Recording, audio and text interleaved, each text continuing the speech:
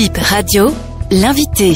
Paul Nkpe, le secrétaire exécutif national de Foscori pour un Bénin émergent. Qu'est-ce qui s'est passé pour qu'à l'issue des législatives du mois de janvier dernier, l'FCBE n'obtienne aucun siège à l'Assemblée? Le mal de FCBE a commencé depuis les élections présidentielles. À l'issue, il a été vraiment décidé de disloquer, de détruire notre parti, ce qui a conduit à la démission de plusieurs conseillers. C'est dans cette ambiance-là que nous sommes allés aux élections. FCBE était dans le champ de mire de toutes les forces de la mouvance comme nos camarades de l'opposition. Mais dans quel intérêt? Et qui est-ce que vous visez? Nos camarades d'hier avec qui nous étions et surtout notre président d'honneur qui voulait en découdre avec FCBE. Nous, on n'a jamais volé son parti. Nous avons à notre disposition sa lettre de démission par exploit d'huissier. Quand on sait à la population que le parti lui a été volé et qu'on tord le cou à la vérité, c'est une manière de nous livrer à la vindicte populaire. Vous avez les preuves? C'est des meetings, c'est des réunions publiques, tout le monde le sait, jusqu'à déchirer notre logo, etc., etc.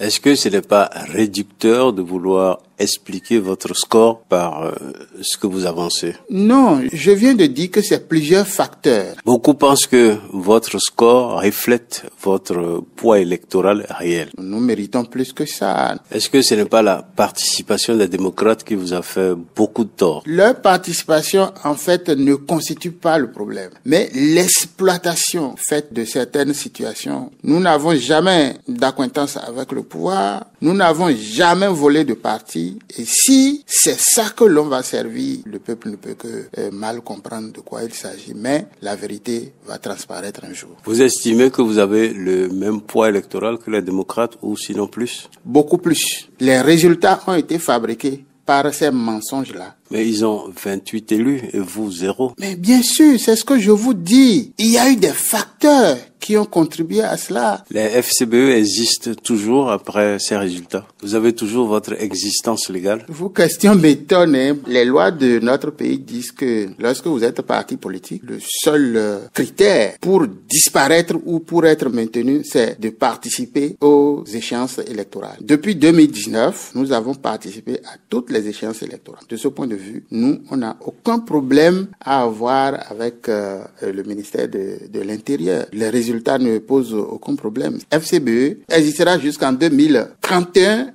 et c'est seulement quand nous n'allons pas participer aux élections de 2031 qu'on peut décider de notre sort. Est-ce que vous êtes toujours chef de file de l'opposition? Oui, bien entendu. Plusieurs réclament que cela revienne aux démocrates.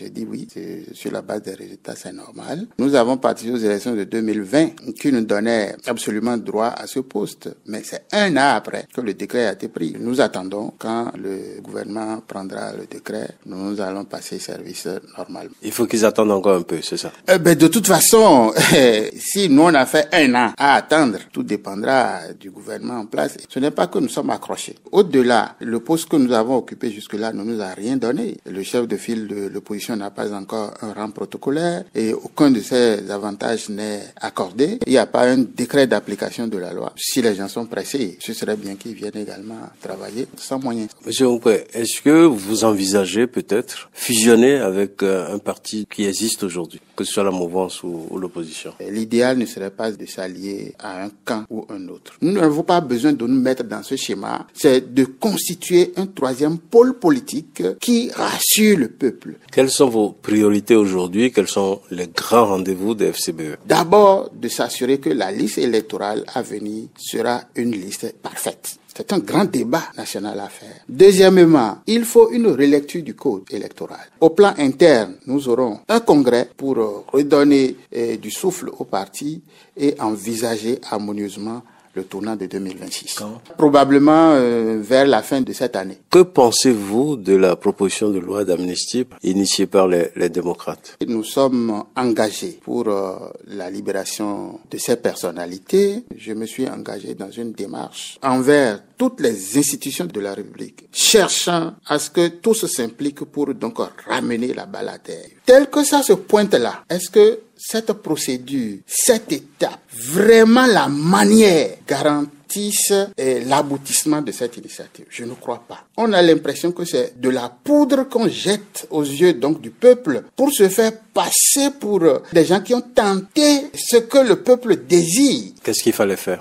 Que les anciens présidents comprennent leur rôle. Avec leur manière et leur comportement, ils vont durcir, et sans le vouloir peut-être, ou bien qu'ils le font exprès, ils vont durcir le cœur de Patrice Talon ou des gouvernants. Ils auraient pu donner corps à l'idée de Patrice Talon d'instaurer un cadre de concertation des anciens présidents. De sorte que plusieurs sujets soient traités au couvent et que ce ne soit pas par réseaux sociaux interposés qu'on s'adresse à celui qui est là. Il est le fort du moment, ça c'est clair.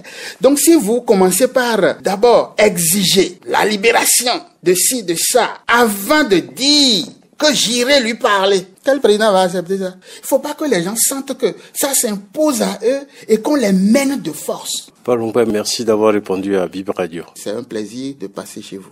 Et Bip Radio, Bénin Info Première, écoutez-nous sur 106 FM et sur bipradio.com, 7 jours sur 7, 24 heures sur 24.